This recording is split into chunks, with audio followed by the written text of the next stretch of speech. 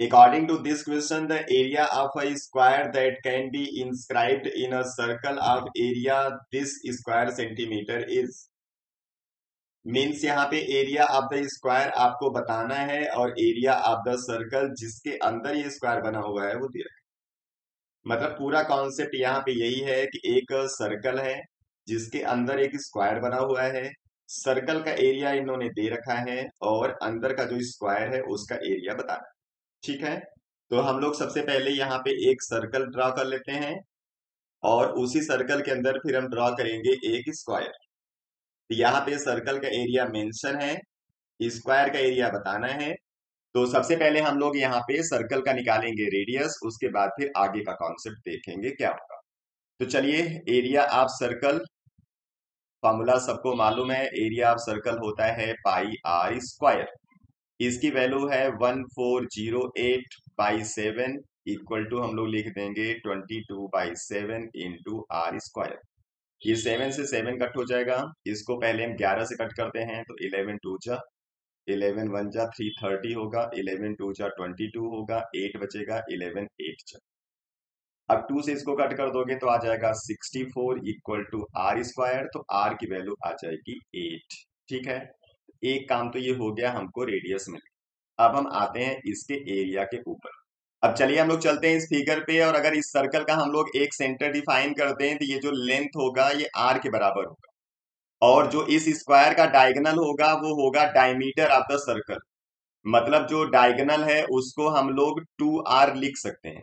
ठीक है, और डायगोनल आपका जो 2r है ये आता कैसे है, पहले इसका फॉर्मूला देख लेते हैं। अगर हम इस स्क्वायर को नाम दे दें ABCD और इसका साइड हम लिख दें A, तो जो AC होगा इसका स्क्वायर इक्वल टू होगा A square plus A square, मतलब 2A स्क्वायर। तो जो AC होगा वो होगा √2A स्क्वायर, मतलब A√2। ये आप याद रखिए, किसी भी स्क्वायर का जो डायगोनल होता है वो होता है साइड √2। या कोई ट्राइंगल जिसके दो साइड बराबर होंगे तो उसका हाइपोटेनस हमेशा आता है √2 इंटू साइड।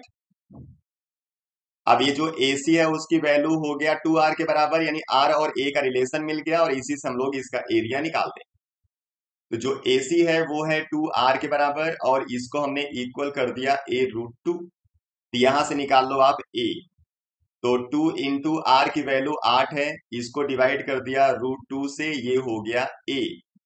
अब इसी का स्क्वायर कर दो, आपका आ जाएगा एरिया। तो एरिया इक्वल टू हम लोग लिख देंगे a स्क्वायर, मतलब 2 इंटू 8/√2 का स्क्वायर।